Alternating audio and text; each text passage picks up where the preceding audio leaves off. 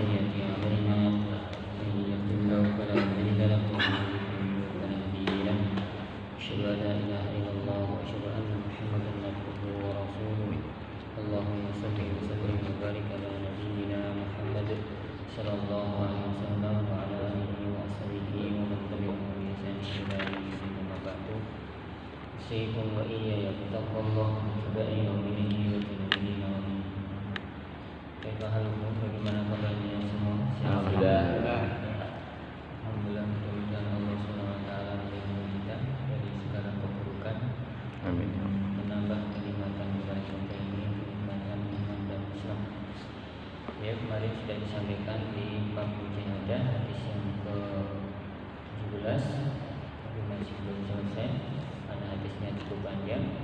Di hadis yang ke-111 kemarin sudah disampaikan nasihat dari Allah SWT kepada kita semua, diriwayatkan disampaikan kepada Rasulullah SAW. Ya ibadi, wahai hamba-hambaku, ini haram zulma ala nafsi. Wahai hamba-hambaku, sesungguhnya aku mengharamkan kezaliman,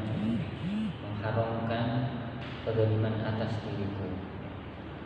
Wa ja'altuhu bainakum muharraman fala tazalamu, dan aku pun menjadikan di antara kalian itu haram juga, maka jangan sampai berbuat zalim. Jadi zalim ini Allah saja mengharamkan kepada dirinya sendiri untuk berbuat zalim, apalagi kita sebagai makhluknya tentunya masih tidak akan berbuat kezaliman. Kalau Allah mau berbuat zalim sebenarnya itu Allah, terserah Allah. Allah kan punya surga, Allah punya neraka. Kalau orang semua yang diciptakan oleh Allah ini mau dimasukkan ke neraka semua, mesti itu ya terserah Allah SWT. Tapi Allah kan tidak zalim. Ini haram tuh zulma. Bagi siapa yang dia berbuat baik, maka dia akan diganjar oleh Allah SWT. Dan bagi siapa yang dia berbuat buruk, ia disiksa sesuai apa yang dikehendaki oleh Allah SWT. Itu yang kemarin. Kemudian yang selanjutnya adalah ya ibadi, wahai hamba-hambaku, kullukum dhalun, semua dari kalian adalah sesat, illa kecuali man hadaituhu, orang yang aku tunjuki dia. Fastas tahduni, maka mintalah kalian itu petunjuk kepadaku, ahdikum, aku akan memberi petunjuk kepada kamu sekalian. Di sini ya Allah SWT mengatakan kepada Rasulullah SAW, ini bukan Al-Quran tapi kalam Allah lewat Rasulullah. Kalau Al-Quran bukan kalam Allah lewat malaikat Jibril. Ini dengan bahasanya Rasulullah SAW. Wahai hambaku, ya ibadi kullukum dhalun, semua dari kalian adalah sesat. Jadi kita ini sebenarnya semuanya sesat. Maka jangan menyesatkan orang lain. Kadang-kadang sudah jadi guru, ya, jadi orang yang agak pintar sedikit terus tuh golongan itu sesat. Padahal kata Allah kullukum dhalun, semua dari kalian itu sesat kecuali yang aku beri hidayah. Aku beri petunjuk. Jadi kita tidak pantas mengatakan kepada orang lain itu dia sesat, kamu sesat, mereka sesat. Mungkin kita sendiri sebenarnya sesat, kecuali Allah yang berikan petunjuk kepada kita. Maka fastahduni, maka kalian mintalah petunjuk kepadaku, ahdikum, aku akan memberi petunjuk kepada kalian. Hidayah ini ada dua, orang ulama mengatakan adalah bukan hidayah. Dzal ini ada dua. Dzal yakni dzal yang taihan. Yang taihan itu adalah la ya'riful haq. Dia sesat karena tidak tahu kebenaran. Jadi orang itu tidak tahu jalan, maka dia mesti sesat. Itu namanya taihan. Kalau yang kedua adalah yang namanya dzal sesat adalah dia ghawiyan. Ghawiyan itu adalah la yaqbalul haq. Dia sebenarnya tahu itu kebenaran, tapi tidak menerima kebenaran itu. Orang sudah tahu sholat, bagaimana dia harus mengerjakan sholat, tapi dia tidak mau menerima itu sholat. Ngapain sholat? Buat apa sholat? Membuang waktu belajar ngaji seperti kita ini. Ngapain ngaji? Manfaatnya apa? Ini dia kalau la ya'riful haq, tidak tahu kebenaran, tidak tahu pentingnya ngaji, tidak tahu manfaatnya belajar, maka dia sudah sesat. Namanya tayang. Tapi kalau dia sudah paham ngaji, ngaji fungsinya agar kita tidak sesat, agar kita diberi kenikmatan, dimasukkan derajatnya orang yang jihad fisabilillah. Man talabal ilma fahuwa fisabilillah hatta yanjina. Jadi derajatnya orang yang belajar mencari ilmu itu tinggi, mulia. Orang tahu sebenarnya itu, tapi dia tidak mau menerima. Kenapa? Daripada saya duduk-duduk, lebih baik nyari yang lain yang lebih bermanfaat. Ini namanya wawiyah. Betul ya? Wawiyah. Kaum muslimin yang dirahmati oleh Allah Subhanahu wa taala. Tentu orang yang sudah tidak tahu apa-apa, tidak tahu hak itu mesti harus dia mendapatkan hidayah. Caranya dengan nyari hidayah itu.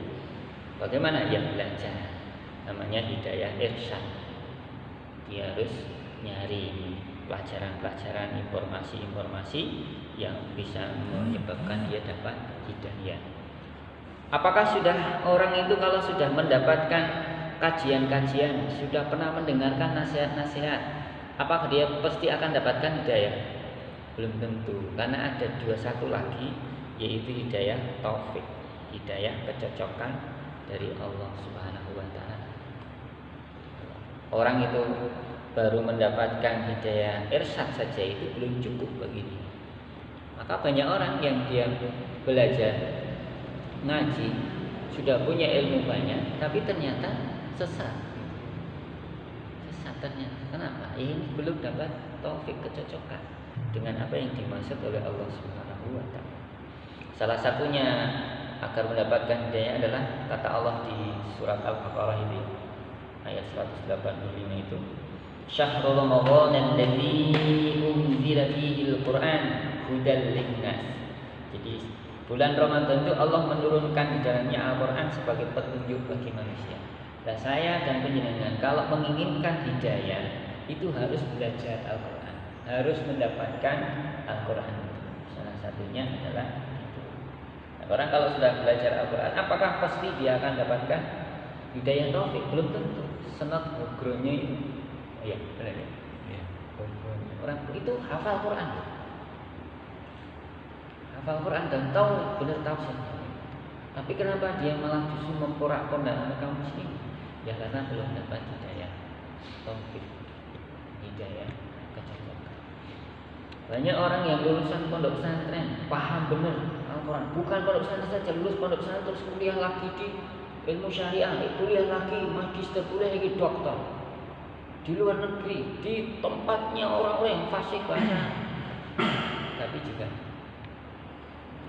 ini membingungkan masyarakat sehingga belum tentu orang yang mendapatkan hidayah irsyad itu mendapatkan hidayah taufik. Tapi orang yang tidak pernah mendapatkan hidayah irsyad itu ya sudah pasti tidak mendapatkan hidayah taufik, karena harus melewati ilmu, al-ilmu qabla. Jadi ilmu itu harus dicari. Ilmu itu tidak mendatangi, tapi kita yang mendatangi ilmu. Jadi yang bagus itu adalah seseorang itu belajar kepada guru datang. Sebenarnya ini datang ke rumah sini itu nyari ilmu. Nah, kok ngundang? Yang ngundang ya sudah bagus, tapi YouTube yang bagus lagi adalah kita YouTube-nya ngundang. Wallahu alam, itu tentang hidayah.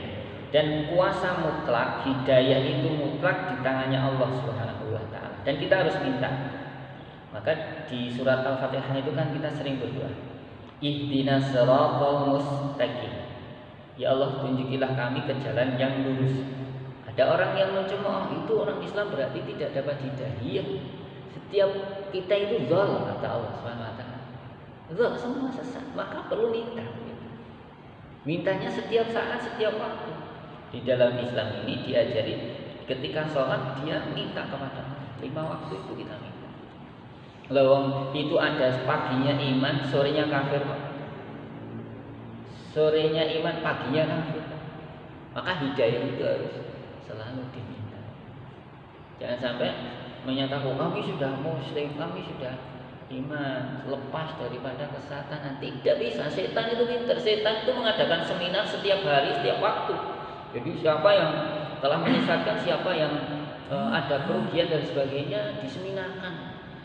Setan itu, wah saya itu begini, tapi tidak sukses. Begini kamu. Setan itu pintarnya luar biasa. Maka menggelincirkan manusia itu gampang. Maka kita perlu memohon terus kepada Allah agar jangan sampai tersesat. Kaum muslimin yang dirahmati oleh Allah Subhanahu wa taala. Punya habis.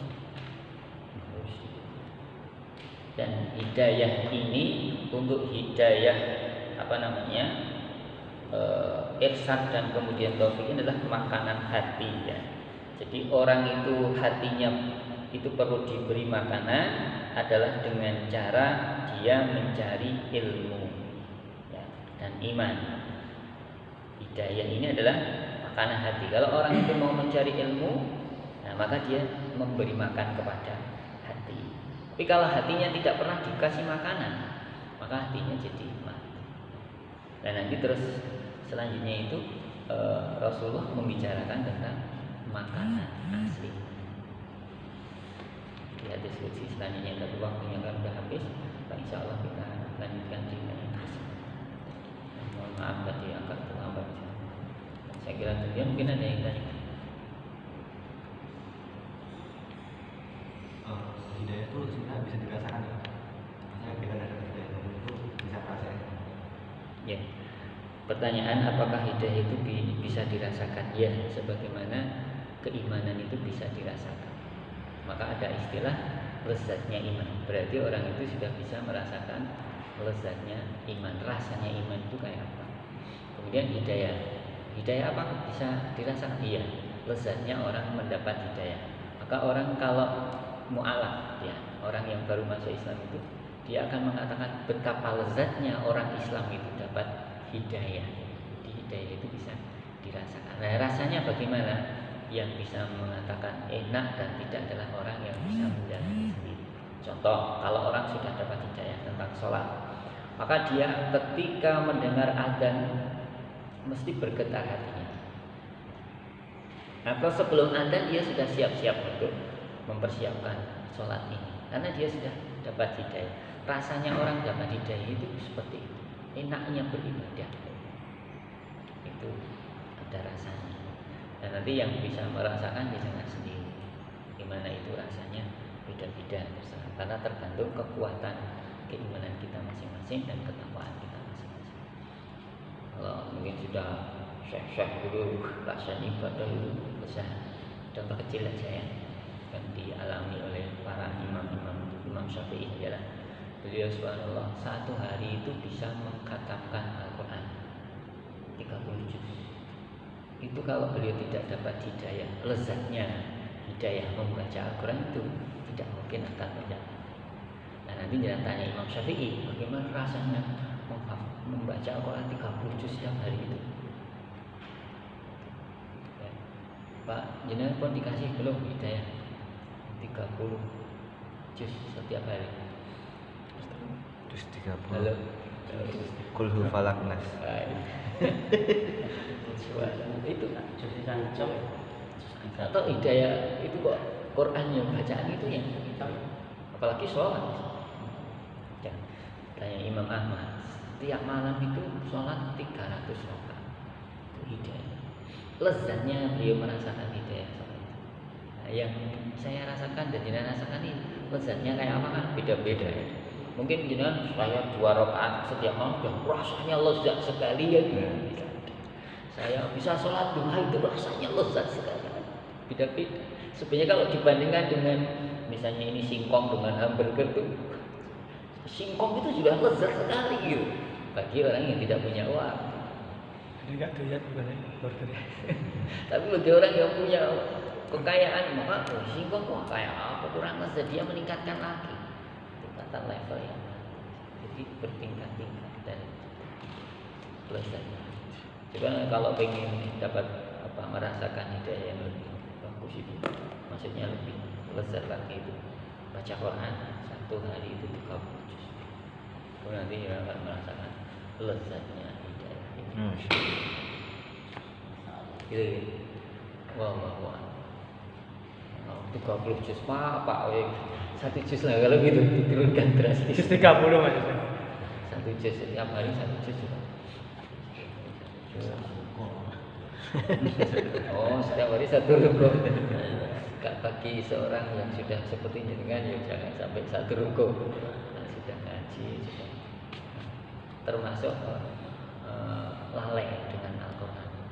Membaca kurang dari satu juz itu lalai. Melalaikan. Jangan sampai kurang dari satu. Padahal kemarin sudah merasakan hebat satu ruko saya itu nggak pernah baca itu.